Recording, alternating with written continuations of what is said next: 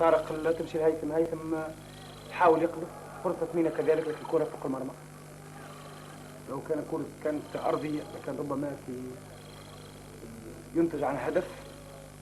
إعادة العملية، قذفة بالرجل اليسرى، حارس خضر هاشم كان متقدم، لكن الكرة تمر فوق مرمى، وتبقى النتيجة لأن التعادل 0-0 بين الفريقين. مدحت أنور، عادل محمود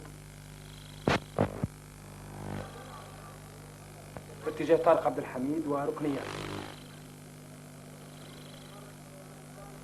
لصالح فريق الترسانة.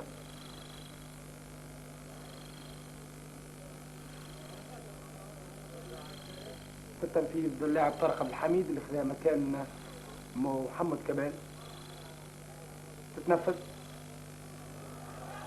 قذفة من هشام السيد، هيثم عبيد يمد البواب، تمشي لطارق يمد كرة زبير كان في طريق مفتوح، لكن عرقلة واضحة من المدافع الايمن عادل محمود، وعلى اثر الحكم باش يقصي الممرن اماريلدو اللي توجه الى الميدان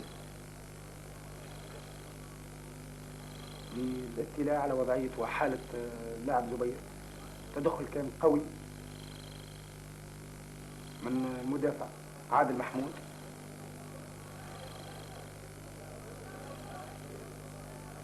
مخالف يفضل فريق الترجي رجعها الحارس زرقاء، لأن يكمل فريق الترجي بدون الممرن أماريلدو فوق مقعد احتياط لإعطاء النصائح والتعليمات. عادل محمود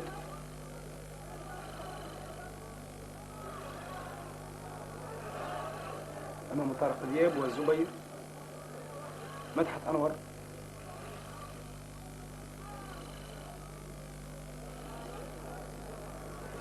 علي بن ناجي اللي لعب أكثر إلى جانب الدفاع في الشوط الثاني، خاصة إلى جانب فتحي طرابلسي.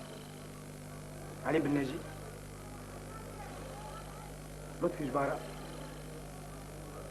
مع عملية ترجيع الكرة، ربما كان خطر.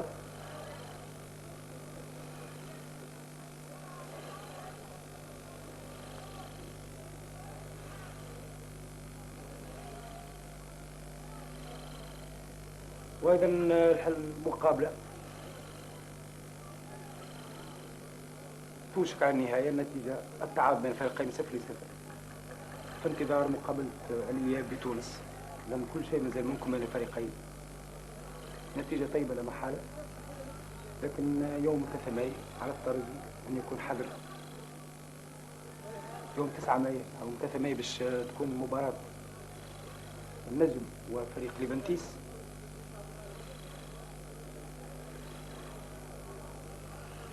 قام بهندسة البث هذه الحوصلة الزميل سلاح الدين كوة.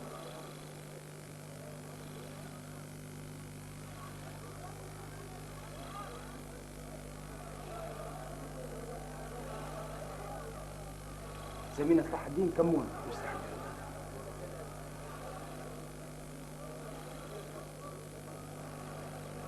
ركنية أخرى لصالح فريق الترسانة عن طريق طارق عبد الحميد.